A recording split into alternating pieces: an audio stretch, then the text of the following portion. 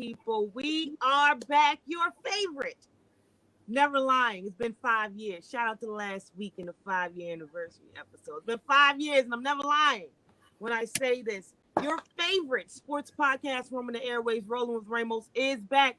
I happen to be the one that holds the last name Ramos. I would like to specifically thank my daddy for that one. Mike Ramos in heaven, I love you. Every day, every hour, I miss you. Episode 130. Terrell Davis edition. You know, why not give a nice little shout out to him? Anyways, Tristan, another day, another dollar, another show. I say hello.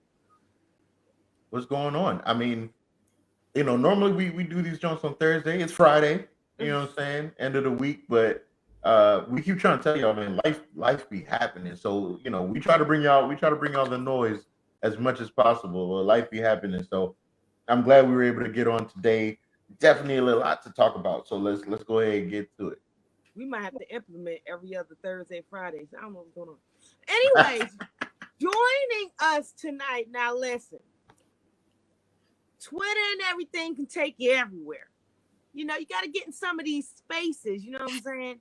We invite this the new guy. He's a sports enthusiast. Every space I'm in, he's giving the knowledge. Yeah. Whether they agree with him or whether they don't agree with him. I don't think he cares about being a bad guy. But anyways. Nah, he doesn't. Government calls him Corey Perry. We know him as certified. This is your first podcast experience. Thank you for doing it with Roland. Thank you for having me. For sure. I appreciate it. All right, fellas. Let's go. Now, I started my nice little, y'all know I love notes and whatnot. Yes. But anyways, I started my nice little notes today going one direction.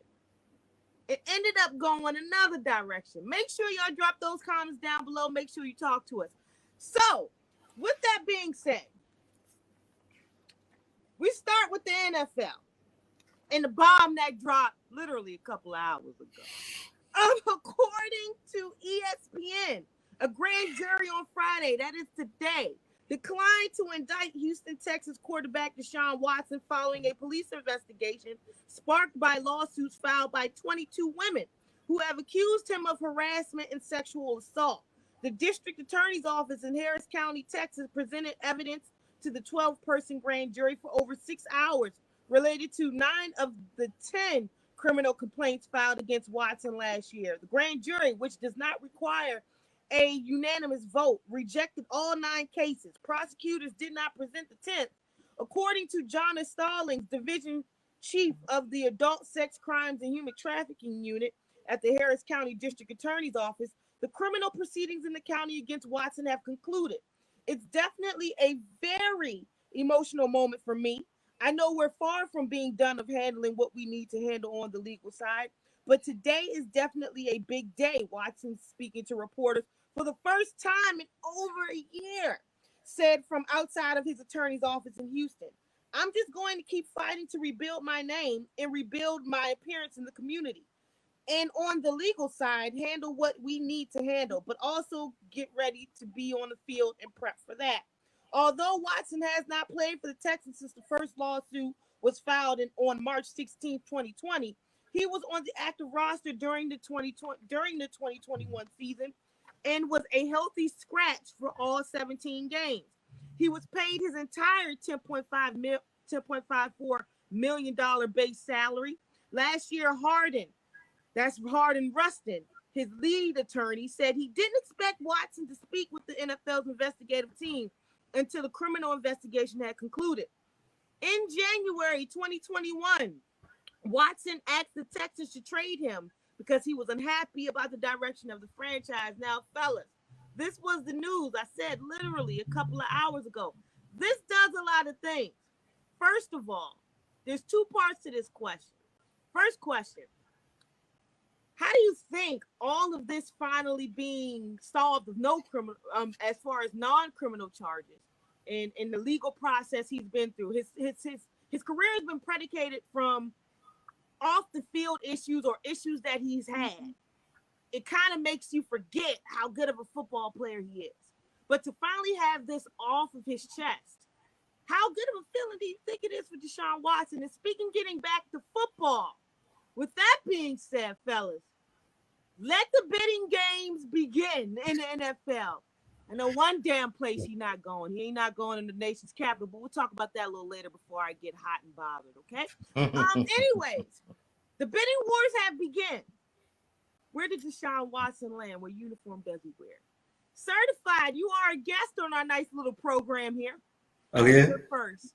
Oh, okay. Well, I'm thinking it's three teams that I'm thinking about, to be honest with you. I'll say Pittsburgh, Carolina, and Philly. Actually, Philly and Carolina. I think he should go to Pittsburgh. I feel like they are a respectable organization. Just the way that they handle their players, how they handle their coaches, the way that they go about their day-to-day business. I feel like they're a well-ran franchise, but the compensation that the Texans are looking for, I don't think that's not Pittsburgh's thing. You know, like I think I looked it up. I think it was 3 firsts and 2 defensive starters. And that's not really what Pittsburgh does. Philly has 3 picks in the first round this year. So, you know, I know they're trying to get rid of Cox. I'm not up to speed on the AFC East. You know, I'm gonna be nice. I usually say the AFC least, but I'm gonna be nice. But Carolina and Philly, I can see one of them jumping up and doing that, pulling the trigger on that.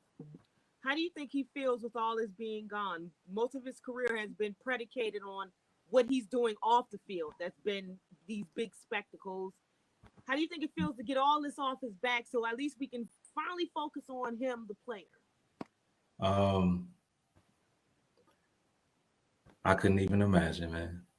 You know, to be accused of something of that magnitude by that many people, and it's like he's not a 9 to 5 guy.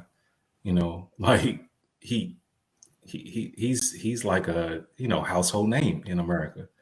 You know, and it's like certain things just because you're exonerated, it doesn't leave your name. You know, like 10, 15 years from now, somebody's going to, I'm people are bold. I'm pretty sure he's going to get in a situation where he's at a grocery store and somebody probably calls him a rapist. So but I don't know how that man feel. But I probably because I've never been in that situation, but being a black man in America with that type of stuff on your back, man, I can only imagine, the weight that's been lifted off of his shoulders. So I'm happy for him.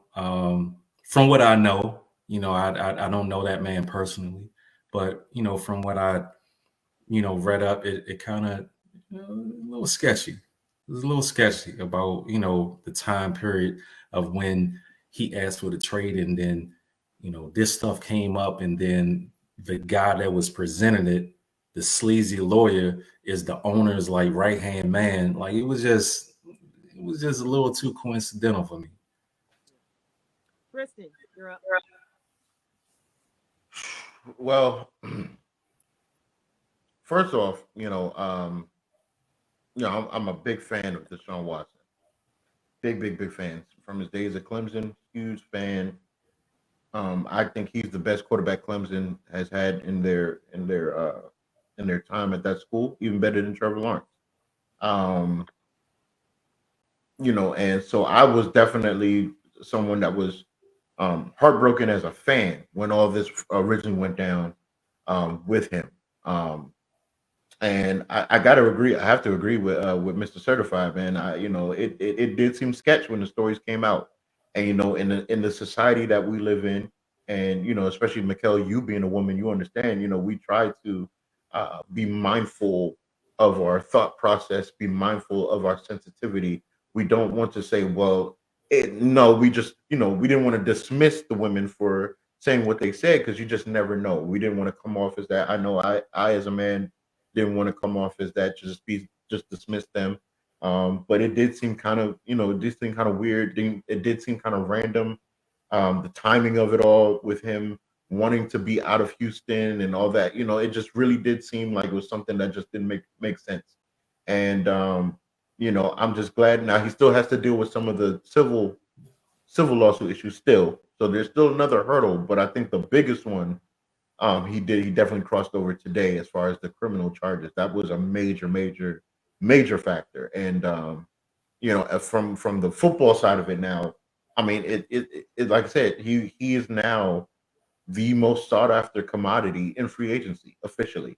And to only, I mean, he's not even 27 years old yet, guys. I mean, it's insane, to have a guy that talented, that gifted, and he's not even peaking yet. So I agree again with Corey as far as uh, Carolina, Pittsburgh, Philadelphia, and the only other thing I got to say about it is that I wish Washington waited one more day to get a look. I wish they waited one more day. So yeah, that's where we are. But I'm definitely happy for him. I miss seeing him play football. So I hope this is something that he can really put behind him. Whatever lesson that he has to learn from this, though, I hope he's learned it for sure. So we don't, he doesn't run into this kind of situation. But I'll be glad to see him back on a football field. You could definitely tell that Deshaun Watson needed something to not I don't want to say humble him, but be like, calm down, slow down, let's put you in place. Yeah. But and I know we teeter totter the line of sensitivity all the time, and you don't want to say this, you don't want to say that, because it's so. If all those people are saying the same thing, common knowledge would say something got to be true. Got to be some truth.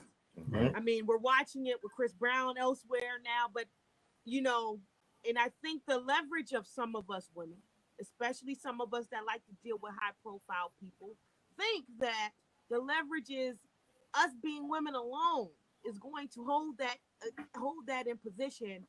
The accusation will sit. Yeah. And no disrespect to any woman that has actually been through this. Yes. But we also have to remember, when we put out certain accusations, these are stipulations that follow people for years. Yes. Just like you said, certified. You can be in a grocery store and be acquitted, and people will always call you a rapist. I mean, I not to bring this up, the late Kobe Bryant, that stigma, no matter what he did in his career, some people believe he is still that, despite any evidence, despite anything that has ever happened, despite anything that was found out. So those type of words are key in a person's life, and it's hard to move on from them. So we need to find a way to use them properly and to accuse properly, and accuse when it's right, not just because you didn't get this or you didn't get that or you want this. Most importantly, this. Let's be right by humans and ourselves. I know that's easier said than done. Don't God me, but that's all I'm gonna say about that. I'm gonna play a little game because there's so much NFL going on. I'm playing inside the NFL, outside the NFL. Jump in, jump out, turn yourself about. You remember that song? Anyways, we're gonna play that tonight because I go out of the NFL to go in the WNBA, and it's crazy because this subject alone here, what a hell of a women's month for WNBA players. I just want to say that. First, the Liberty get fined, and here we are. I'm having these conversations with people online saying she knew better. She shouldn't have did what she did in another country. At the same time, hey, maybe she should have known better. But athletes are supposed to be entertainers, right? They're not supposed to be political figures. And she's being caught in a political warfare.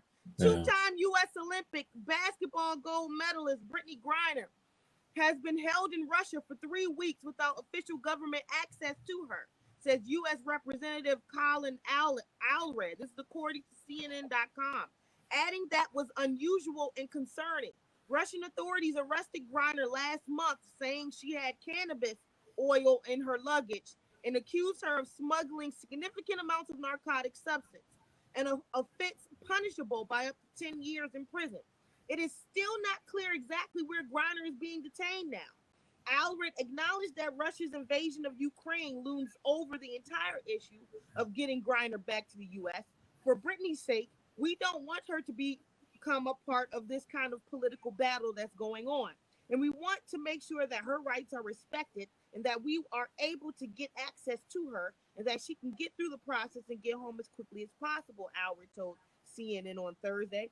Howard said Griner has been in contact with her Russian lawyer, who is in touch with her agent and her family back home. So we do know that she's okay. Howard said, adding that he's also been in contact with the player's agent. Democratic Republican John Garamendi of California noted that Russia has some very, very strict LGBT rules and laws. We all know Britney Griner is of that community. Though it's not clear whether these rules and laws might impact Griner's case, Russia has passed LGBTQ related legislation and outlawed the propaganda of non-traditional sexual relations among minors. Now, she broke the rules. She should know better not to do that in another country. Y'all act like she was over there for vacation. She was over there as a part-time job. I wouldn't be surprised if she's had this before with her. But this time, the timing, we keep talking about timing, fellas. The timing is just the timing. I'm going to switch it up. Tristan, you go first. So for those that don't know, make sure you read those comments because okay. Oh yeah, for sure. So for those that don't know, Mikkel and I, we work in television news. And I didn't hear anything about this. Right. I didn't hear anything about this. And Britney Griner is definitely like a WNBA icon. I mean, it's without question, and for her to be, I mean, we covered a local player that played on the Ukraine team, but he's from PG County. I mean, we covered him all week because he was trying to get out of there. And you mean to tell me that Britney Griner has been there the same amount of time, and we're just picking up on this? And I understand the whole thing of having the substance and all this stuff, but again, I believe she's enough of a profile person that she shouldn't be detained in Russia.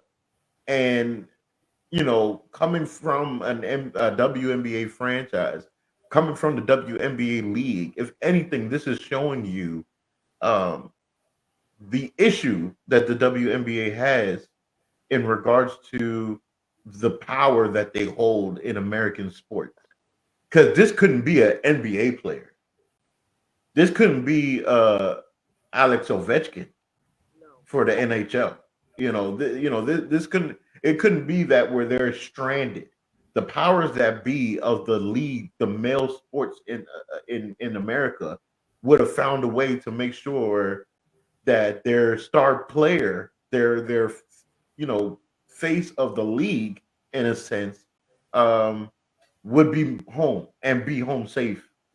And I just really feel for her in that regard. I really do, because it's like you really, for what she's done for the WNBA, it's almost as if the WNBA was just like, our hands are tied. It's like, how this is one of your poster players for your league that's stuck over there. How is it that she's still over there? And it seems like there's nothing you guys can do to get her back home. She's just at the mercy of Vladimir Putin. That makes no sense to me at all. Not even a continued conversation. This should be bigger than what it is. This woman just played in a championship that made this league millions with all the names that's involved. Yes. Certified. Your thoughts? A lot of people saying she knew what she needed to do, but it's one thing. First of all, Vladimir Putin said he would not invade Ukraine, and then he still invaded Ukraine, and then he gets a phone call saying that he has an American basketball player, and the picture that they have of her looked like they was holding her hostage. Yeah. I bet you fireworks went off within him. Your thoughts? I feel like she's being used as a tool in this nonsense, man. Although, yeah, maybe she should have known the law of the land, but it's like I feel sorry for her family. I feel sorry for her, especially since like how they're going about this. Like I don't even the fact that it went as far as the president of the country shows that I guess they're gonna. I hope that they don't make an example out of her, you know. But it is messed up, man. Yeah. And then like you said with the LBGQ thing, not thing, but you know what I mean. She is one of the most vocal players in the WNBA. Like she speaks her mind unapologetically, and that's not something that they really like over there, and I have the right mind to think that she may have been set up, like this was done on purpose, to kind of make an example out of her. But it's not that serious, man. To be holding her like this without information, I think that's the scariest part of it all. Like they're not releasing any information, not letting her talk to anybody. Nobody knows exactly where she is, her location. And I just feel like it's petty and it's irresponsible. Yeah. It's one thing to be put in jail, but you don't know we can't know where she is. She Yeah, can't make phone calls except for an agent or anything like that. She can't even speak to her family. yeah. I mean, This is not incarceration. This is hostage takeover. it's like Nazi activity. Uh-huh. We go back into the NFL. Hopefully she gets home. Let's keep these Yeah. prayers. Let's move this free Britney movement a little bit more. A little harder. Yeah. I don't care what she didn't know or didn't know. She shouldn't be over there like that. Yeah. I mean, come on now. This is heartbreaking. Exactly, Mike Patton. Shout out to Mike. He says it's very heartbreaking. Shout out to him. I feel like our elected officials need to do more. Yeah. They need to be more vocal, Yeah. But I got Alan Washington asking, has she been officially charged? As far as I'm concerned, there hasn't been any official charges as of right now for her. It's literally kind of just keeping her detained out of his own rights as a communist society. People understand that it's not a democracy like America. They don't need a due process. He kind of is the dictator of everything over there. And they live in a communist society. So he could just keep her there just cause. Unfortunately, that is the reality of the situation. So there's no official charges placed on her yet, but it doesn't mean that they have to let her go, unfortunately. So just prayers up to her and her family in regards to all of this. And I don't know a lot about politics. I'm not the news girl. I watch it, but don't. And Tristan, you say alludes to the fact that we both work in news. After a while, being honest, when you saying 3, 2, 1, you become immune to it because you're doing a show. Yeah. Someone gets killed, and it's like dang, but it's also like, okay, next topic the anchor has to talk about. It's very teeter-tottering in sensitivity. But I will say this: a lot of people are saying that the United States had to stay out of it. It's damn if you do, damn if you don't. We can't be, quote unquote, the most powerful country in the world and not do anything. So it's almost pick your poison now. But let's go back into the NFL, shall we? ESPN's Troy Aikman, whose new better than Romo salary is fueled by the influx of gambling money into football, recently weighed in on a situation with comments to TMZ.com. Aikman said that Ridley's suspension, that is Calvin Ridley, seemed like an unlawful hit. It seems like a bit much in today's climate, primarily because there was a time when the NFL was totally against the legalization of gambling on football games, and now that's a big part of the revenue stream of the NFL, Aikman said. On the one hand, you have the league encouraging everybody to gamble, and yet here is Calvin Ridley, who is suspended for an entire season. We don't have nothing in place for the NFL. We just went and spoke about Deshaun Watson. There's nothing in place for something about that. It changes by the minute, by the year, by the hour. I don't know what Roger Goodell's doing. This man gets suspended for something that's legal in other places. You can't bet on yourself. You cannot bet on yourself. Betting is legal, but you can't bet on yourself in the NFL. In 2009, for example, when the NFL actively opposed efforts by Delaware to adopt legalized sports betting, Commissioner Roger Goodell declared that its mere existence undermines the integrity of and public confidence in the sport of professional football. If the league is going to climb into the bed with 7 different sports books, earning $270 million in 2021 alone, there needs to be some flexibility and nuance. Ridley wasn't with the Falcons when he placed his bets. He was on a non-football illness list. Also, there's no suggestion that he used inside information when placing 1,500 by his own admission in parlay waivers. We will not stay here long, fellas, but I need your quick thoughts on this. Only thing I'm going to say is somebody should have took this man Twitter. Oh, you God. Just stop talking. As soon Just as the be news quiet. came out, Be I don't quiet, know why man. you was on there doing what you was doing. God. I only did 1,500. Shut up. Anyways, fellas, Calvin Ridley. Go ahead, Corey. You're our guest, man. Go ahead, man. I think it's insane, man. You know, my biggest problem is, from what I understand, there are any set guidelines as to far as gambling, like with substance abuse or PEDs. You know, you're the first time you get popped, you know what happens. You know what happened the second time, you know what happened the third time. Like, from what I understand, they just threw a year out there. And I'm just like, you know, I think if he was privy to this information, maybe he would have thought about that first. You know, so I feel like it's beyond excessive, especially when you take in the amount that he bet. You know, like he's about to miss out on $10 million. Yep. A $1,500 bet. $1 Like, what are we doing right now? Like, seriously? You know, you got murderers and sexual assaulters and substance abuse guys playing, but you a year? That's crazy. That's I just and from what I understand, he can't even can he what is it called? I forgot the word. My brain is jumbled right now. Like when they appeal it, he can't appeal it. There you go, that word. So, and I think that's even crazy. Like, he can't, no arbitration or nothing. Wow.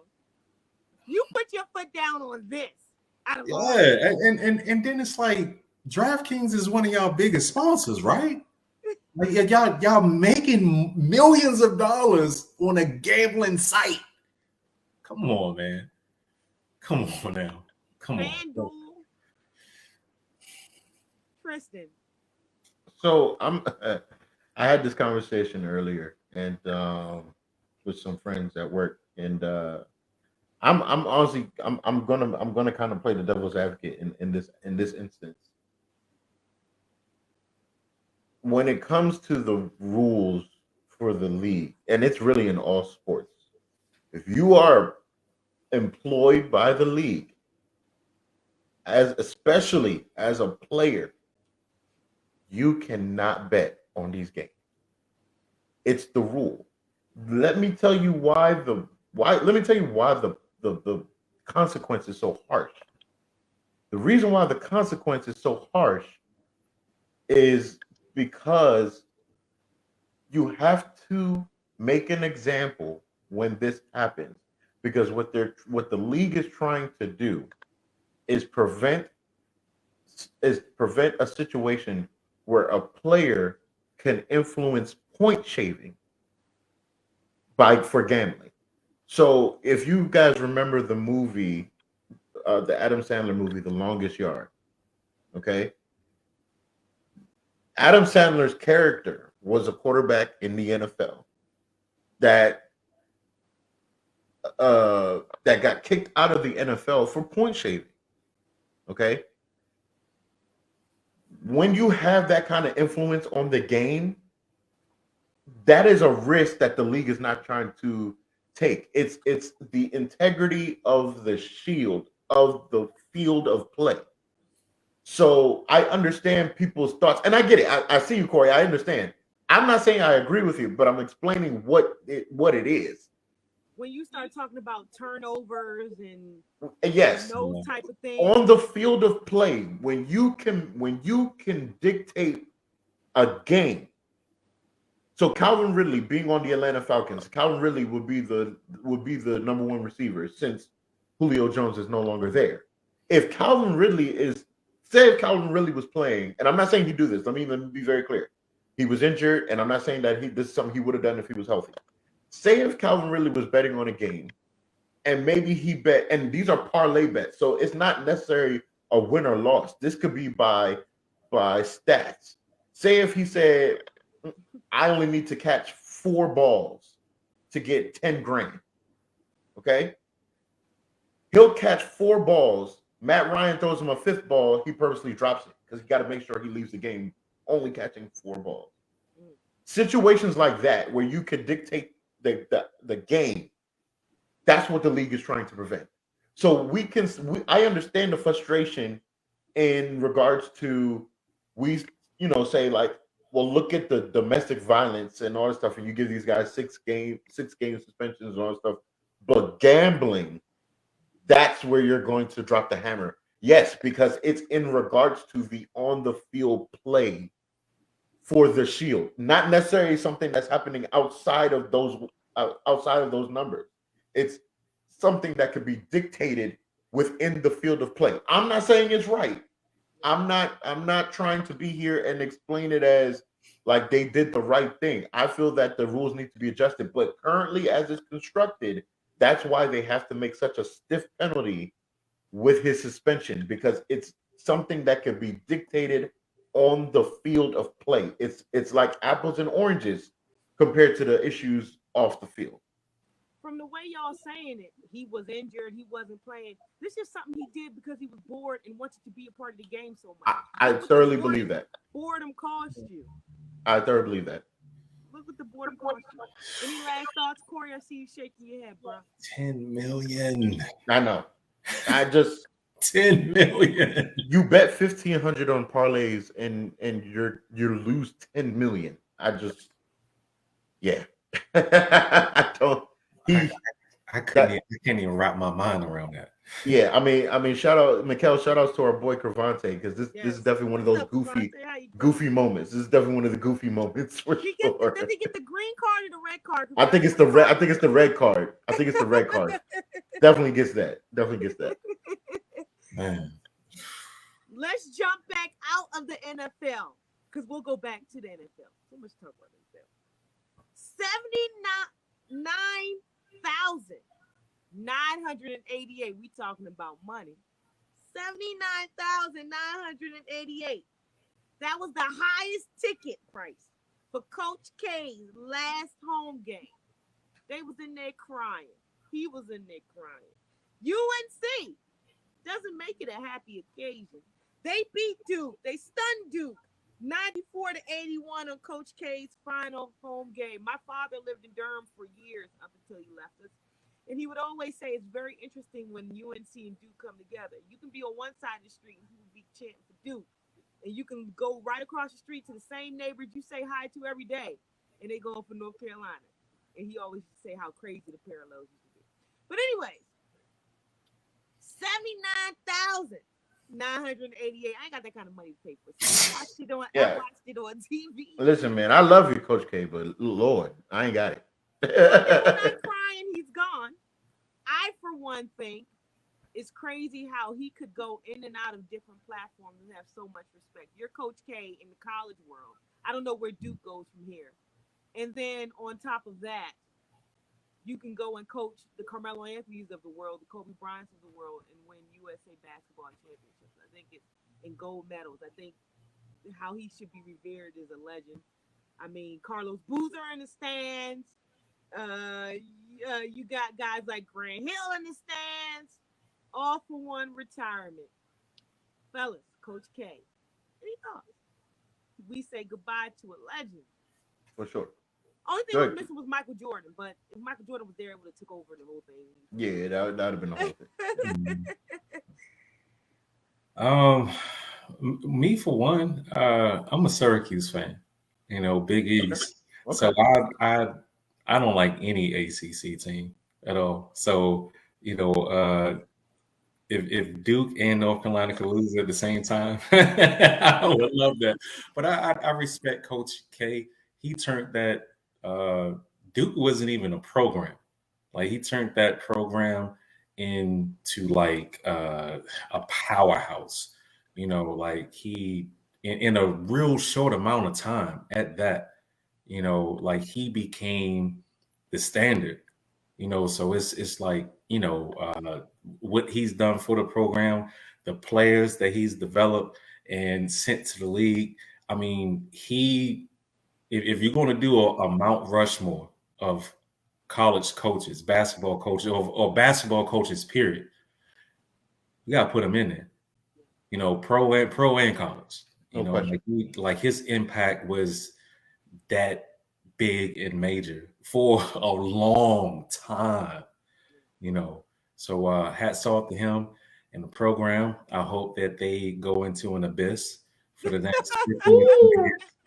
Personally, yeah. Like I said, since I'm a Syracuse fan, and they did beat us. Every time you do that, I feel like Kevin McAllister. Wednesday, I think they eliminated us Wednesday. So yeah, I'm ready for him to retire. Thanks for coming. God bless. Good night. Man, let me hit that one more time. Jeez. Tristan, when we talk about staying in our lane, a lot of college coaches, when is he gonna go to the NBA? When's he gonna go to the NBA? He said, I'm gonna stay here. He's staying in his lane and still coach the best in the NBA. How you gonna remember Coach K? Hopefully a little bit better than us. Let me try and give him a little bit of his flowers over here, because Corey was just like, here, let me shovel this dirt on your coaching coffin right now. Yeah, listen. There was a clip that I saw. I could say everything I gotta say with this clip. There's a clip that I saw after that game where UNC definitely handed them a whooping. Coach K impromptu gets on the microphone um, and apologizes to the fans of Duke for the way the team played against UNC, and at the same token, still commended his guys on the season, and was saying how the season wasn't over. And the first thing that I said when I saw that was, I was like, the example of class and excellence right there in a microcosm. And that's how I always view Coach K. You love to hate him. If you weren't a fan of Duke, you love to hate him. Did you see Christian Laettner?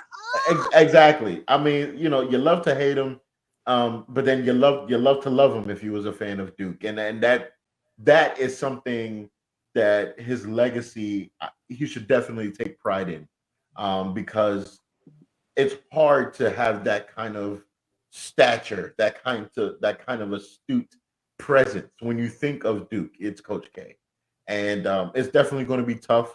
I think as an overall basketball fan, even with Corey, saying that he's a Syracuse fan and how he feels about Duke and stuff, but just as a pure basketball fan, it's going to be tough to not see Coach K on the sidelines for Duke. And you talking about big shoes to fill? My God, I mean, I would hate to be the next coach after him.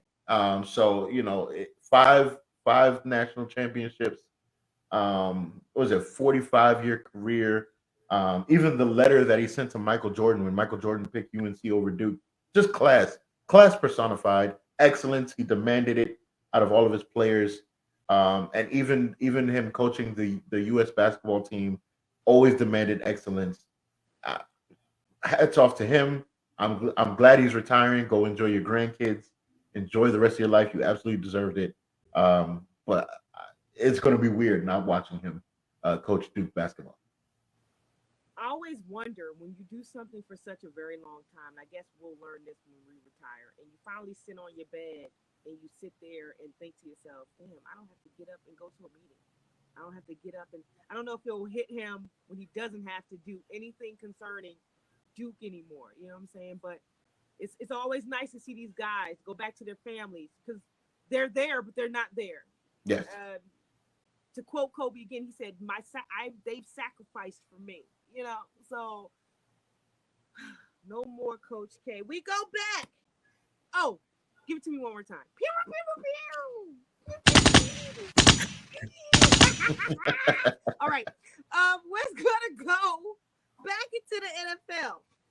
Aaron Rodgers owns the Bears and he also owns the Packers because because all the chaos he causes and stuff like that. No vaccine. He should have got suspended. I don't understand.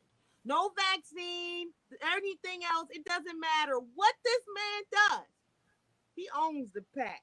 Rodgers is, and this is the first news that we start with when going from one to the other.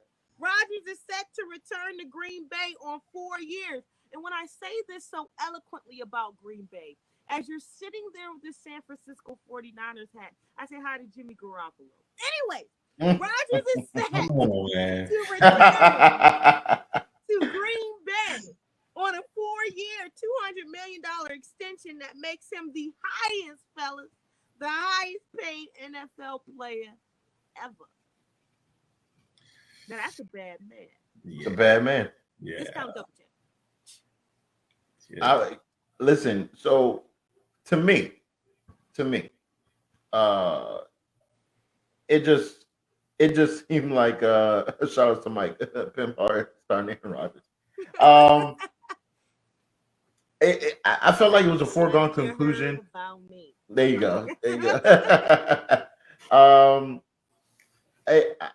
I felt like it was a foregone conclusion that he was going to go back to the Packers. When you looked at the landscape, going to Denver, him possibly going to Pittsburgh, all these different scenarios that people were talking about. What better situation could he possibly get to than the Green Bay Packers? He knows the city, knows the organization. He works well with Matt LaFleur. He basically runs it, like you said. He basically owns the team. He can do what he wants. He can dictate what he wants. So I think it was a foregone conclusion. Now, what I will say is that Aaron Rodgers, you need to deliver a chip. It's been well over a decade, my brother. You gotta deliver. They gave you the bag. They showed you the bag twice. You got 2 big contracts from the same franchise. Like that doesn't happen often. So you got to deliver. And now I'm not even talking about this past playoffs when he lost to the 49ers. I'm still upset with the year before. Look at you. I'm still upset with the year before because I feel like instead of trying to throw the ball in the end zone, if you run 10 yards, you're playing in the Super Bowl instead of Tampa Bay. So these are the situations I'm looking at. You back-to-back MVPs, and then you were at one point back-to-back going to the NFC title game, except for this past season. So you got to do something. You got to deliver. But I felt like it was a foregone conclusion that Aaron Rodgers was returning to the Packers. And what were the Packers going to do? I mean, that Jordan Love pick just looks more and more terrible as the years go. But that's what they do. It just looks more and more terrible as the years go. So. They're already picking predecessors before somebody's gone. Shout to Brett Favre. Right, exactly. So I mean, it just I'm interested. You laughing? I ain't lying. I'm interested to seeing what the Packers do now. They franchised Devontae Adams, so he's got his guy. Still got Aaron Jones over there. They need another piece to go alongside Devontae Adams, for sure, and do some more work on the defense side of the ball. So it's going to be interesting to see what happens. They gave them all that money. I want to see how they shuffle this around. We need playoff discount. We don't need regular season discount. Well, I for one, man, I'm a huge Aaron Rodgers fan. I think that he's not the most accomplished quarterback that I've seen, but I think that he is, without a doubt, skill-wise, the most complete quarterback that I've ever seen in my life. He's the boat. And I saw Joe Montana play. So I clearly saw Steve Young play. And I think skill for skill, I think that he's better than both of them. I thought that, when they had that whole rift last season with the general manager and everything, and they restructured his contract, I thought that he was leaving, to be honest with you. But he pulled the old switcheroo. I don't understand what's going on in Green Bay, man. Like, even going back to the McCarthy firing, moving on from him, it's just like him and Matt LaFleur is not getting along. Like, even going back to last year with Tampa Bay, like, he wanted to go for it and Matt wanted to kick the field goal, and he's airing out the general manager about pieces and everything, and it's just like the Packers have kind of turned into a bit of a circus, and I think any other franchise would get clowned for it, but because the Packers are like a cornerstone of the NFL. Yep. I think that they don't, if this was Dallas, they'll be talking about this nonstop. If this was like New England or somebody, I think they'll be talking about this nonstop. But for some reason, no one's really talking about this mess in Green Bay. I want to see the numbers after he signed the contract, because they already had salary cap problems. I'm pretty sure Devontae Adams is livid that he got franchised. I mean, because he's a superstar. He's without a doubt the best Hopkins, 1A, 1B, but you don't want to get hurt on no franchise deal. And it's like they get their money's worth out of Devontae. So it's like I don't know what's going on up in Green Bay, but I like it. So I'm sure you do. Speaking of continuing spectacles, and we're not going to stay on them long because I love when this happens to them too. Because Amari Cooper, you're showing your devotion to your love of Dallas. I was praying that you got the hell out of there. They took Dez's best years and shipped him out. They were going to do the best to you, okay? Get out of there. Jerry, you the pappy or you not the pappy? Let me know. You know what I'm saying? Because Mike called Maury. Nah, stop it. We need to figure that out because that was funny. Stop it. Anyways, if I can say something else, I feel like Aaron Rodgers catches too much flack. I don't think, and he's been in the league a really long time, but I can't think of a game that the Packers lost because of him. I mean, even going back to us, we scored 13 points on special teams. Like my quarterback couldn't even get the ball in the end zone. Like all of our special teams scored all our points. So it's like he did his job, the defense did his job, and I mean, who accounts for special teams losing a game for you? A game? Come on. Like their special teams gave up 13 points. Yeah. And I think Aaron Rodgers gets too much heat because, like I said, I can't think of a single game where I was like, oh, Aaron lost that game for them. I think it's just the timing within his last chip. I think that's just it. As good as you're saying he is, it's the timing of the last chip. Yeah, but Drew Brees don't get that. He don't get that smoke. And how many NFC championships has he played in?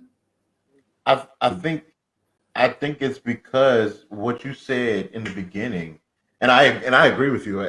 By the way, I call Aaron Rodgers. I call him the GOAT. I think he's the best of all time. Just off of sheer ability. You said it perfectly. He is the most complete player as a QB that we've probably ever seen. Just mentally, physically, arm talent. it's just it's perfect. It's perfect. And but I think because of that is why he gets the flack that he gets. Because if there is a QB that can overcome that, the deficiencies of his team, it has to be Aaron Rodgers because his talent is so transcendent. And I think that's what it is. To only make one appearance. Now, granted, you won it, but it's only one. You know, we didn't expect the career Drew Brees that he ended up having. No one saw that coming when he left San Diego. You know what I'm saying? No one saw that coming. Tom Brady, a lot of people call Tom Brady the GOAT, but understand that Tom Brady also was part of a GOAT franchise, with New England. I mean, he might have been the catalyst for it, but the structure of New England was brilliantly made with arguably the greatest coach in NFL history or sports history. No wash. Hey. I know you got that 49ers hat on. I understand. I get you. I'm with you, brother. I'm with you. Aaron Rodgers, for his talent, I think if he had at least made another Super Bowl, maybe not win it, but made another one, he probably wouldn't get any flack at all, honestly. So that's why, for me, I always feel he needs one more. He gets one more. He just needs two. It ends all of it. But I also think people just don't like him. Well, like he's like the Russell Westbrook of the NFL. Like people just don't like him.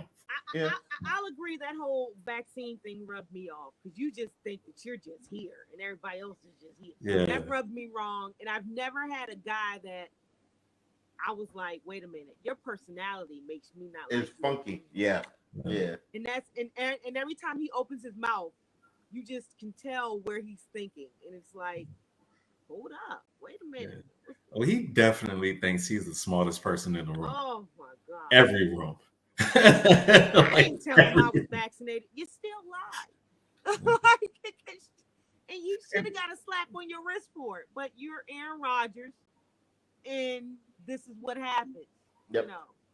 And AB gets suspended, but he was already suspended anyway. So it didn't even matter. And then the media thing too. I forgot, the media can change your perception. Look at Terrell Owens. He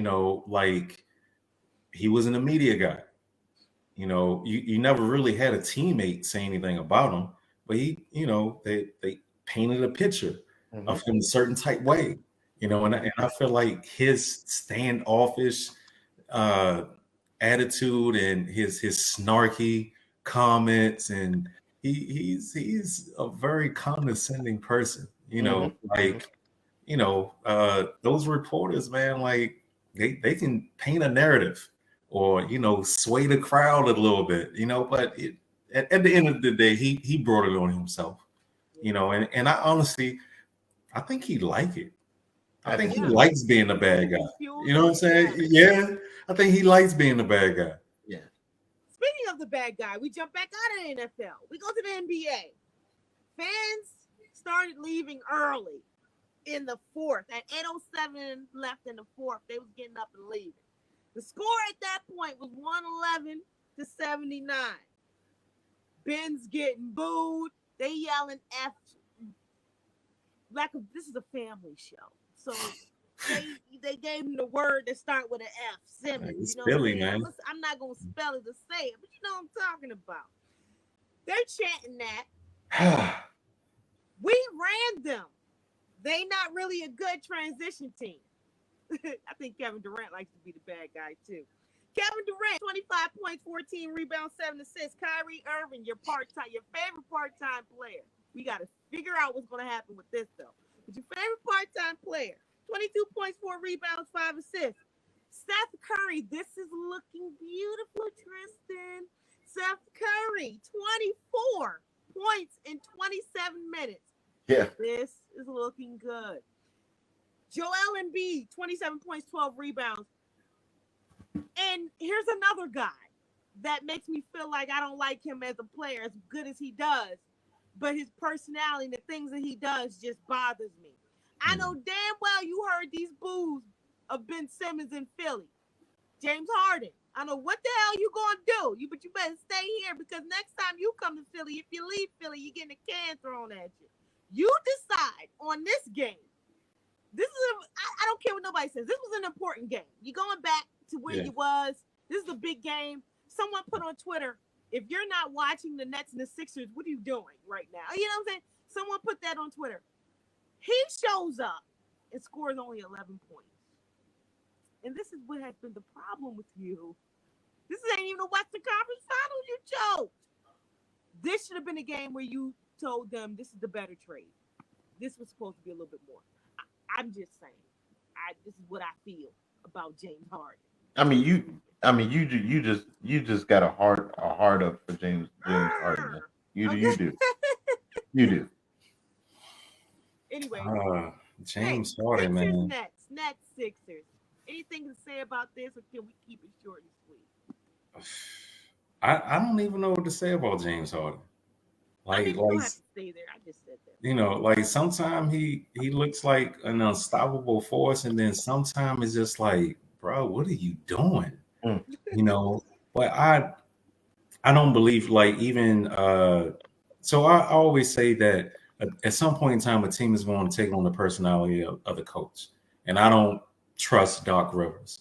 I feel like when you look at his teams going back to Boston and even LA, you know, if you take Kevin Garnett out of that equation, Boston doesn't do anything. I feel like he's a flawed coach.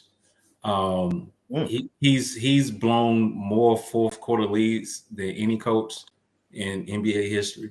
You know, and like I said, at some point in time, the team is going to take on the personality of the coach. I feel like Philly is mentally weak. I feel like I like Embiid, but I feel like he talks too much. I feel like he hasn't accomplished enough for him to pat himself on his back as much as he does. You know, so I think the whole team is flawed.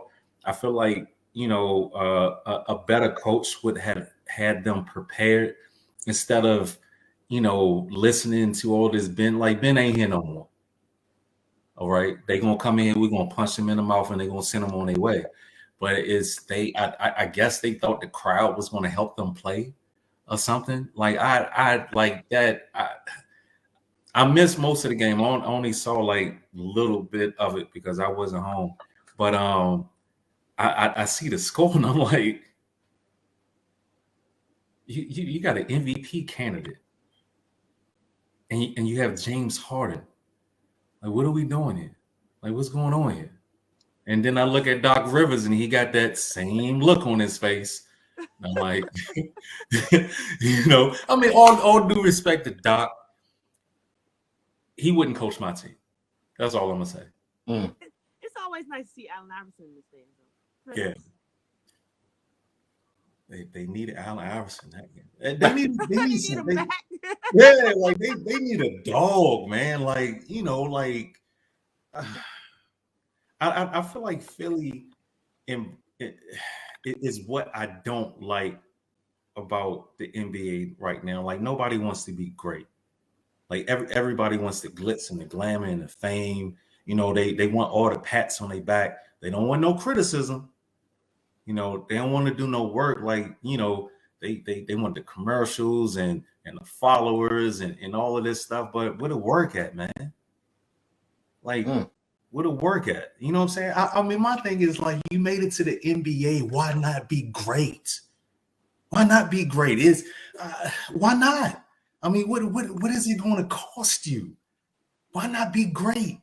Like, where's the effort, man? And it bothers me. Like, why not be great? Like, at 37 years old, LeBron James wants to throttle you. Still, Steph Curry wants to throttle you. You know, even Giannis, we saw him figure it out mid-series in the finals last year. You know, because I thought it was going to be a gentleman's sweep. He figured it out. He figured it out, and he came out and he annihilated them by himself. He wants to be great. I love it. I mean, put me in the game, Coach Corey. Yeah. Put me in the game. I'm inspired. You here. And I say job. You know? Yeah. You're here. Why not be great? John Morant for MVP. For sure. John Morant for MVP. That young man is nasty. And Nasty. he wants to be great. He wants it. He wants it. Don't bring for MVP. Don't bring your wife and don't bring your kids. No, that's right. Zion, because Zion was he's a burger now. You know, he's literally a burger. But no offense to him, because what he was and being such a big prospect, number one. But if the rookie of the year was able to extend that season, actually had it, that would have been, he would have been on his tail. Oh yeah, boy, nasty, man. Yeah, Tristan, unless you have anything to add, I'm going straight back to the NFL. No, man, go ahead. I'm Mikkel is Tristan certified, aka Corey. I got to do it backwards. Episode 130. Make sure you continue to watch us. Make sure you drop them comments down below. The Terrell Davis edition. Speaking of a Bronco, I always wanted to go to Denver because I just wanted to see what would happen to me when I went because of the, can't go to Denver because of, all the mountains and stuff, make it hard to breathe. But anyways, Russell Wilson to Denver. And when I say this, 2 Seahawks are now gone. I start with Russell. I start with the first one. Seahawks send the 9-time Pro Bowl quarterback to the Mile High City. But because there are no absolutes in business, a few stragglers remain. Talk, for example, 2 anonymous NFL general managers who confided in the Athletic's Jeff Howe their disdain over the deal. I think it's a reach by Denver for a player past his prime who was a below-average leader, one GM told Howe. Such criticism extended beyond front office execs, too. An unnamed head coach also badmouthed the move, believing Wilson, 33, isn't enough to leapfrog the Kansas City Chiefs nor the Los Angeles Chargers in the AFC West. Denver gave up a lot, the coach told Howe, but it is still the 3rd best in the division. Although the trade cannot be finalized until March 16th, the start of the new league year, multiple reports have confirmed the Broncos parted with 2 first-round draft picks, 2 second-round choices, a 5th-rounder, quarterback Drew Lock, tight end Noah Fant, and defensive lineman Shelby Harris in exchange for Wilson and a 4th-round selection. I read this quote, and I quote, "Crazy part about all this, I played there for 10 years, and I didn't even hear it from them that I wasn't coming back." That was Bobby Wagner. Fellas, Dirty pool, man. Dirty pool. 2 Seahawks are gone. The big important one is Russell Wilson. What is he doing in Mile High? Is this the reincarnation of what they have, a nice little Peyton, just with a younger version? I think so. I mean, listen, the offensive line alone. Russell Wilson ain't had an offensive line in like 6 years. Yeah. I mean, it's just that alone is gonna set him up for success. Cortland Sutton, Jerry Jeudy. I mean, the receiving core that he's got over there, then got a quality run game that can be consistent. He hasn't had that in a long time. Then you add on a defense that was hit with injuries last year. They're all coming back healthy. Hasn't had that in a long time. Then you got an offensive head coach. You ain't never had that. So it's tailor-made for Russell Wilson to do great over there. So everything I just read, they was hating. Basically, I mean, listen. Pete Carroll is, to me, the Scott Brooks of the NFL. If you give Pete Carroll a lot of talent, if you give him a lot of toys, he'll be very successful for you. The moment that you ask him to groom and teach and utilize potential into talent, it's not going to happen. You look at his time, his first go around in the NFL with the Patriots, with the Jets. Mm-hmm. Then you look at his time in USC, the apex of USC. The apex of USC with Pete Carroll. Look at the rosters that he had at USC. Look at the talent that he had at USC. And the moment that those sanctions came down and he knew he wasn't going to be able to recruit the top tier talent because of all the sanctions that came and the scholarships that got taken away from USC, the moment that he knew he couldn't get that top tier talent to come to USC anymore, what does he do? Dips out of there. I'm going back to the NFL. And then you get the Seahawks who were building something, was on the cusp. Then you land Russell Wilson, who should have been drafted higher than where he was drafted. I was always a fan of Russell Wilson coming out of Wisconsin. Should have been drafted higher. You inherit beast mode from the Buffalo Bills. Then you inherit one of the greatest defenses assembled in the Legion of Boom. All pros up and down that field of the defensive side of the football. What did Pete Carroll have to do? What did he have to do? What did he have to teach? Earl Thomas, Bam Cam Chancellor, Bobby Wagner, KJ Wright, Michael Bennett. What did he have to do? Earl Thomas. Richard Sherman, Browner. What did he have to do? What did he have to teach? What did he have to teach? Those kind of guys, you just put them out there and let them play. What you mean? You don't got to do anything. And in the moment that the Legion of Boom was gone, the moment that Beast Mode retired, everything fell on Russell Wilson. Everything. And I don't understand this hate for Russell Wilson because isn't he the Super Bowl champion? Doesn't he have 9 Pro Bowls? What more could you ask for a franchise QB to do? Single-handedly kept Seattle in it for years. The only reason Seattle has been relevant year in and year out is because of Russell Wilson.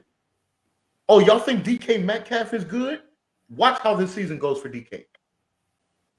With Russell Wilson not throwing him the football. Watch how he is. Then you're going to see why he was drafted in the late second round. You're going to see why he wasn't a first-round pick. Watch how he looks without someone like Russell Wilson at the helm. Watch. How do you feel about Bobby Wagner? For Bobby Wagner not to know that was happening to him. That's why now you see carted off in Seattle. I was just about to say it. Earl Thomas flipping the bird makes more and more sense as the days go on when you hear about how all this has transpired. But it's not a surprise. Look how they treated Michael Bennett when they were getting him out the door. Look how they treated Cam Chancellor once he had that injury and knew he couldn't do it anymore. Look how they did KJ Wright, who was your MVP for the Super Bowl. Look how they did KJ Wright. So I'm not surprised. Not surprised at all. Look how they did Beast Mode. They should have 2 championships. Okay. Look how they did Beast Mode. I just don't want you to go off on the tangent. Because you know I'm going to go off on that. The worst call in Super Bowl history. My mama don't watch football, and she didn't even understand why they ain't run the football there. My mama don't watch football like that.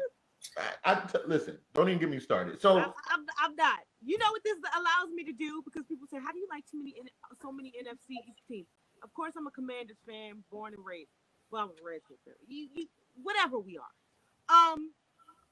And I've always been a fan of Russell Wilson. So I've been a 12th man. Yeah. I don't have to do this anymore. Shout out to Cam Chancellor. They don't hit like they hit anymore. Nah. Cam would have got ejected out of every game. They don't make him and Sean Taylor anymore.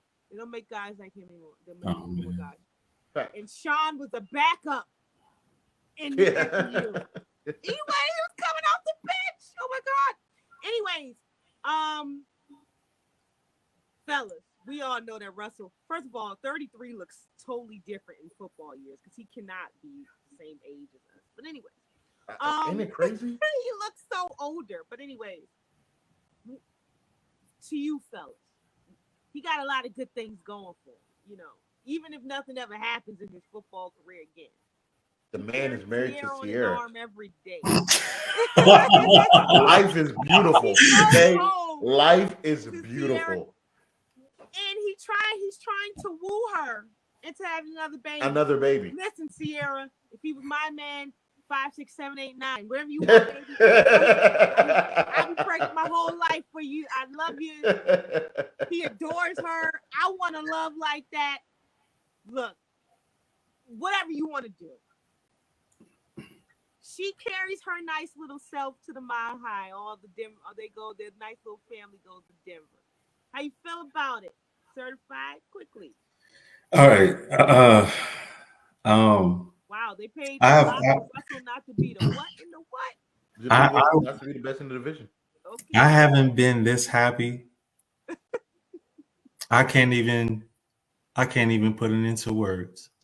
I haven't been this happy in this. As far as NFC West news, this is gonna have to go back to 1994. Whooping y'all ass. Listen, Russell, we have not. I don't think we've ever swept Russell.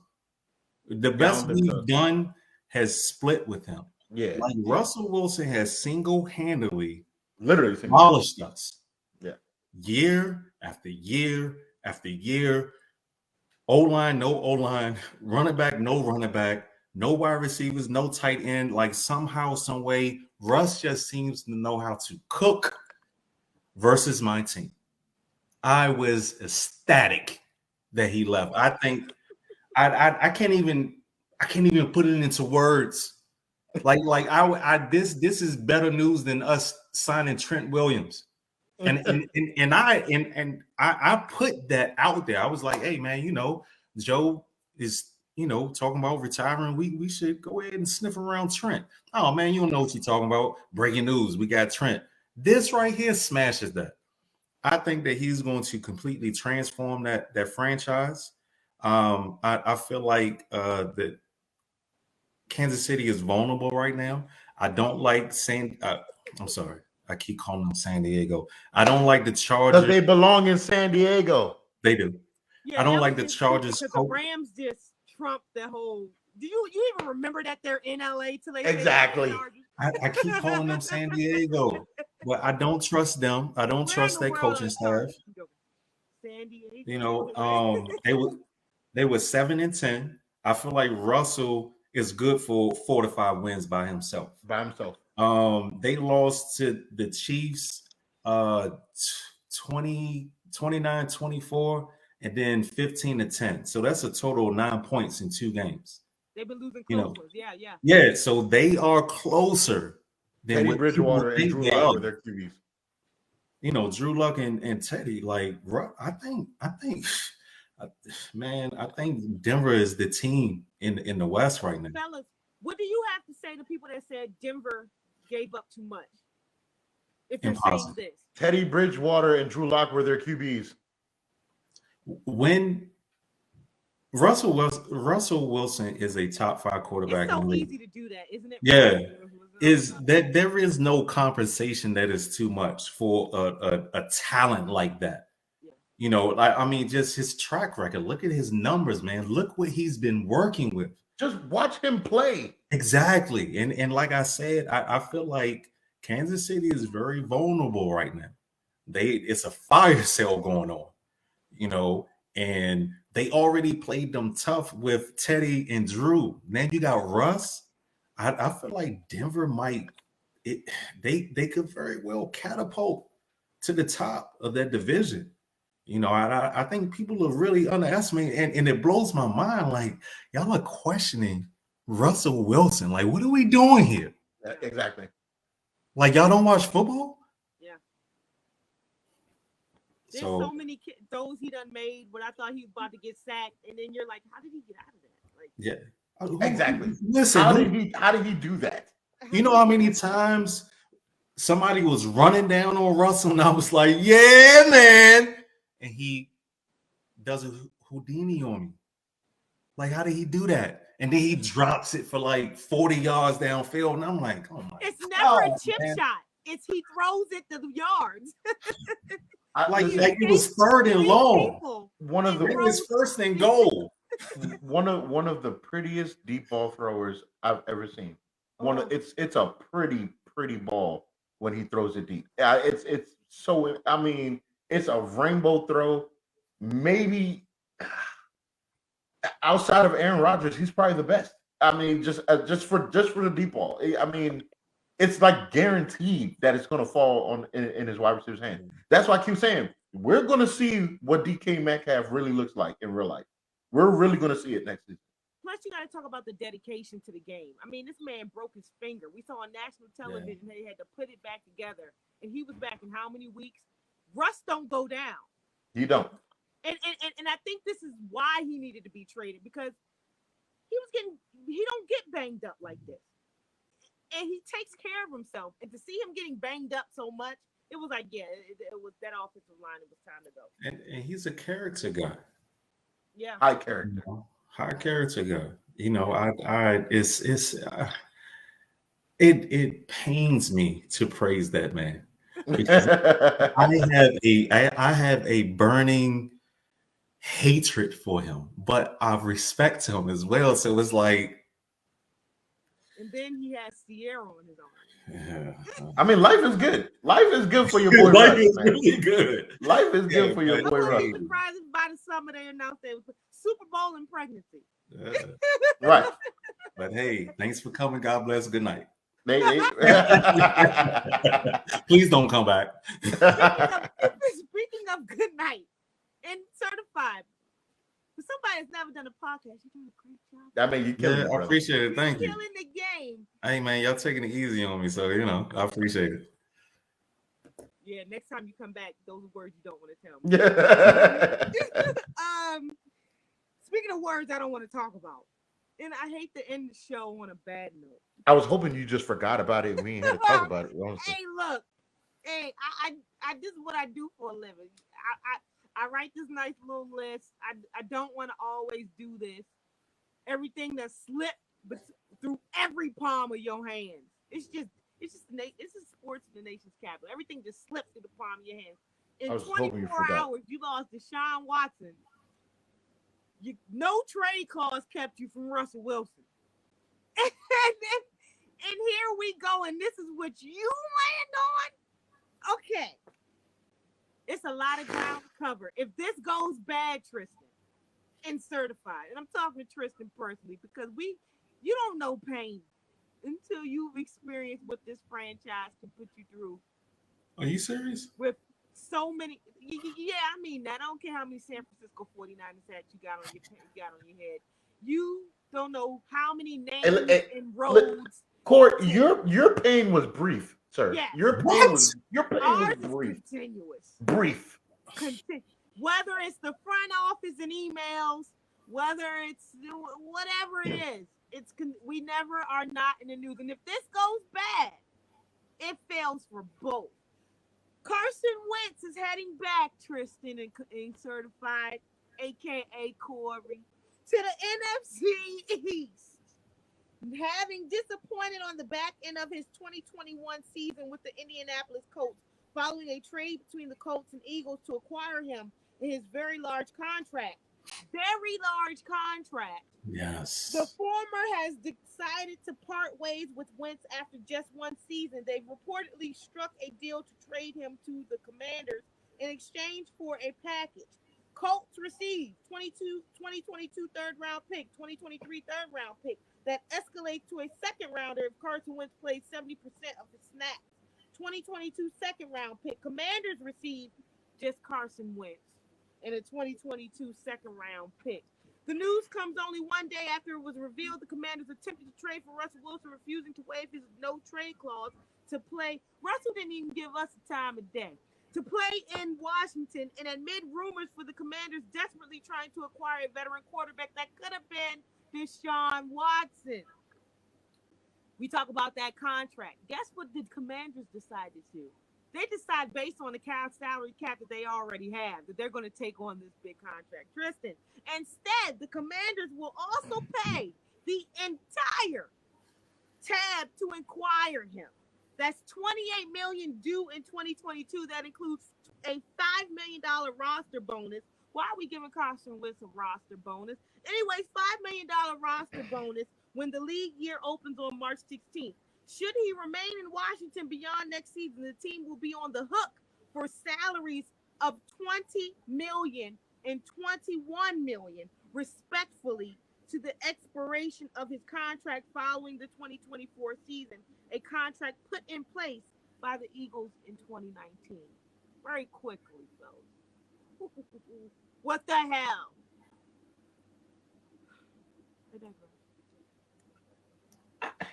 It's the money for me. It's the player for me.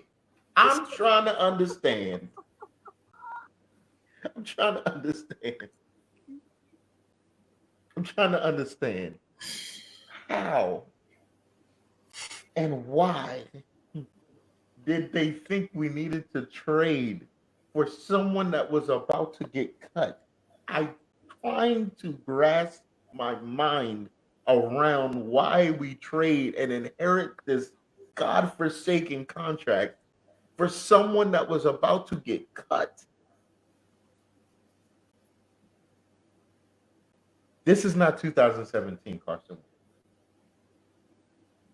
This is not the almost MVP Carson Wentz. Okay? The very coach that made Carson Wentz look like an MVP is the same coach that did nothing with him last year. The same one. The same coach is the same person that let Carson Wentz say, "Oh, you want to trade him? Here, take him. Take him.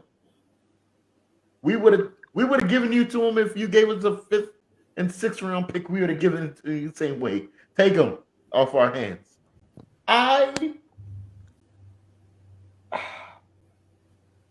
The only way this is going to work for me, and it's not going to make me want to throw something at my TV, is if you decide to draft one of these QBs, maybe in the 2nd round or something, and you're telling me that they're going to be the QB of the future and they're just going to sit for a year or so and learn and let Carson Wentz be the starter, let him take his lumps, let him do whatever he does. If he's good, great. If he's not, hey, we still got our guy for the future. That's the only way that's going to make sense for me. If that is not your plan, I have no idea what you're doing as an organization. This is not 2017 Carson Wentz. 2017 Carson Wentz was 5 years ago. 5 years ago. This is not the same person. Everybody deserves second chances. He had a second chance. The person that almost made him the MVP traded him to us after one season. Just stuck yourself in the foot. I just don't know. I'm a person that can figure out what the angle is, what the plan is. I don't have an ounce of a clue because the contract that we inherited basically wiped our cap space. I don't know what you are thinking. Commander Jesus, man. Certified. First, as I close my book, as we close this chapter, I'm just so lost. This is one hell of a chapter. So born and raised in DC, I've seen the Washington football team, Commanders. You should have kept that name. Yeah. It was kind of dope. You know what I'm saying? Team from DC. Now, when they say the Commanders, I'm like, the team from Washington. I've seen the glory days. I've seen it. I remember what DC looked like when I keep wanting to call them that other name, when the Commanders were, made for TV. And then it's like I don't know what happened, man. And like it's like going Dan back. Snyder is what happened. Okay, like Gus Farratt, y'all had a squad, and then that fell apart. RG3, y'all had a squad, and then that fell apart. Like it's just, and now it's like this Carson Wentz thing. Like The thing that bothers me the most is the compensation. Are you serious? Are you serious? You want me to read the Are numbers you again? serious right now? Did you hear the numbers, or you want me to read the numbers again? Like, are you serious right now? You know what I'm saying? Do you not know that this man can't move and your offensive line is horrible? Like, I don't get it. And it's like, I wanted y'all to take Jimmy, but I think yes, a lot of 49ers fans wanted to take Jimmy. yeah, but it's like I feel like, you know, with all due respect to Carson Wentz, he's a million times better of an athlete that I could ever dream of being. Yes. Like, I feel like he's damaged. Like, he just doesn't look the same anymore. I feel like he's damaged goods. I don't know what happened to him. He's been late. Can he win over the locker room? Clearly not. Can he win back over? Can he command the presence again that he once had before Saint Nick took over? That seems to be the knock on him everywhere he goes. Everywhere he goes. Yeah. So it's nah, I don't think so. We can't get a generational quarterback to save our life. Where's our Joe Burrow? Damn, we didn't do it, Joe. Damn. Hey, we keep getting these. Why do we keep getting these mid quarterbacks? Yeah, why? When is it? No, Corey. No, Corey. You all have been spoiled. I don't want to hear it. You all have been spoiled. That was a long time ago, bro. It was like 30 years ago. I don't want to hear it. Y'all been spoiled. Y'all been spoiled. Y'all got to enjoy it. Okay. The last great quarterback we had, truly great quarterback, we watched the man's leg get broken in half. I don't want to hear you. Okay. I mean, Ripken did right by y'all. He did okay. Got that chip. Oh, Trent Dilfer got a chip for the Ravens. Okay. Brad Johnson got a chip with the Buccaneers. I mean, come on. That's when all the Buccaneers was all black, and that's the last person I remember looking some type of something. in DC. I'm so tired of these mid quarterbacks. I just want one. That's what I mean. 2012 just is a fantasy at this point in my mind. Yeah. It's a real. How did that happen? Oh, I'll tell you how it happened. Like how did his body just break down like that? It's the curse of Dan Snyder. I keep trying to tell y'all. Yeah, people think that's a joke. It's a real thing. He's going nowhere. It's a real thing. It's just Washington, for whatever reason, that quarterback position it's literally like what is it? Alcatraz. We cannot get it. 17, 18 different quarterbacks within the last 10 Listen, years? it's the reason why I can never make fun of the Cleveland Browns and their quarterback situation. Because Washington is just as bad. It's just as bad. It's just not the Browns, bro. It's just as bad. It can't. The way they glorified Bernie Kosar is the way we glorify Joe Theismann here and Doug Williams. That's where we have to look to. We keep trying to get these guys and think they can what they did on their former teams, they're gonna bring that here. And it's not the case. When we paid all that money for Donovan McNabb, he was way past his prime. Yeah. Way past his prime. I was shocked that Mark Brunell gave us what he gave us at his advanced age when Mark Brunell came over from Jacksonville. You know, that's what we're inheriting. Yeah. So I just would love for once that we draft and we could say, this is our guy. This is our Joe Burrow. This is our Justin Herbert. This is our Lamar Jackson. This is our guy that we can say, we can rest on and say, we got this right. And he's our guy for the next 10, 15 years. And we're never going to get it. Not this time. What do you draft in the first round? 11. Yeah. Exactly. Yeah. You know what? I feel like how do y'all feel about Malik Willis? Physical freak. Yeah. But I the accuracy think if he issues, gets past Detroit, the accuracy issues scare me. I will be okay if they draft him and said he can sit for a year yeah. and learn. I'll take it. Because physically, all the tools in the world. Yeah. Physically, he's a beast. He's a pure monster. Absolutely. All right, fellas. I closed the book. Damn. Why did we end on that, We Mikkel? didn't do it, Joe. Oh, we didn't do it, Joe. Mikkel, Last 2 why did we? minutes. Damn Why did we end on that? It Hey, was such a good show. It was a good What show. was I supposed to do? What you wanted me to put the bad news in the middle?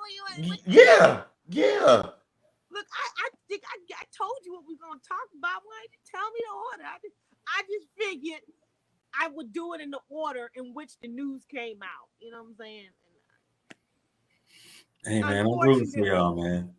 It was a nice day here. It's gonna be snowing by tomorrow morning. But Hey, listen. Let me say this: if Carson proves me wrong, I'll be the biggest Carson Wentz fan on the show. I promise you. If he proves me wrong, I mean, he does have an upside. You know, it like got a chip on his shoulder. Physically gifted. Physically, he's got it. It's all there, but it's up here. Yeah, that's what I say when I argue with Jimmy fans in my fan base. I'm like, they might make the same mistakes, but Jimmy doesn't have the upside that Carson Wentz can have. For sure. You know, like it's not even close. For sure. I think something truly happened when he was watching Nick Foles just take something went wrong. Yes.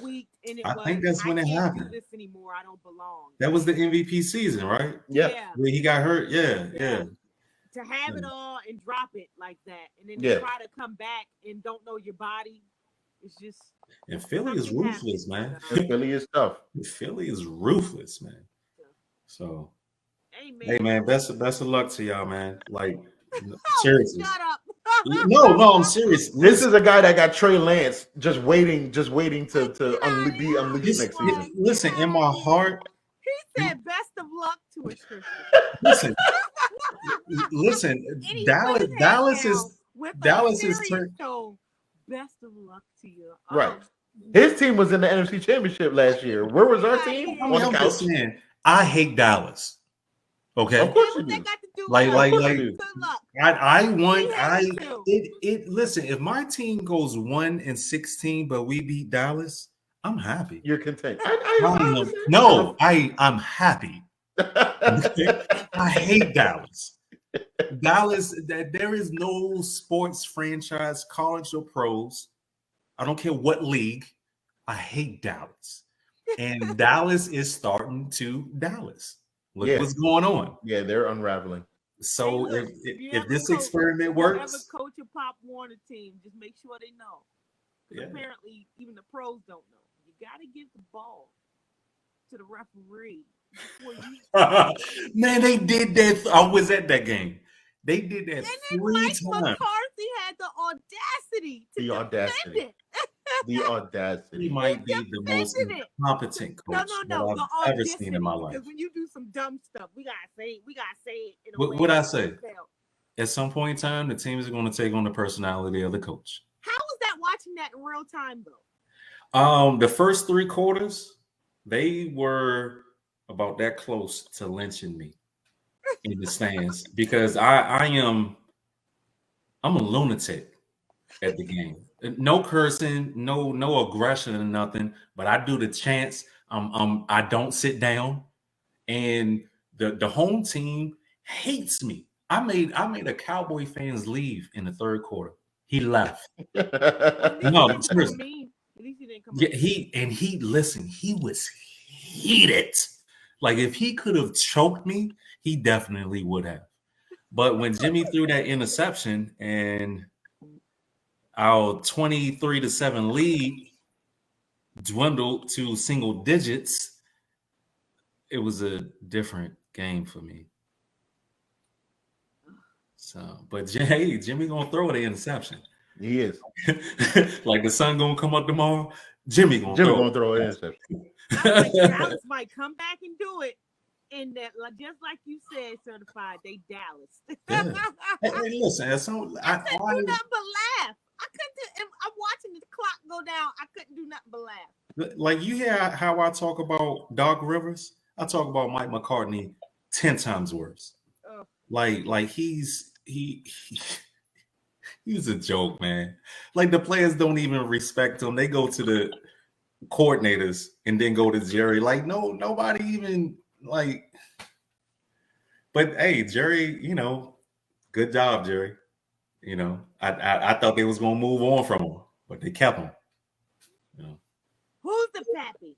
Anyways, we say goodbye to this nice little show, episode 130. Hey, listen, certified. Hope you enjoyed yourself. I did. I had fun, man. Thank you. People call your people. You make sure you tell them. I will. Where you just came from. Don't come to my house and don't tell them you ain't have a good time, okay? And I mean literally. Hey, it's on camera now, so they got me in 4K, right? Yes. That's right. You in the crib. Thank you for your time, Tristan. Thank you for the invite. 31, me and you and I took happy together. Okay, anyway, I'm gonna say it like I said every week. I don't care if it does not rhyme. It's still mine. I'm McKell, Kevin McKell. Next week, America. Who's the baby? Peace. Peace.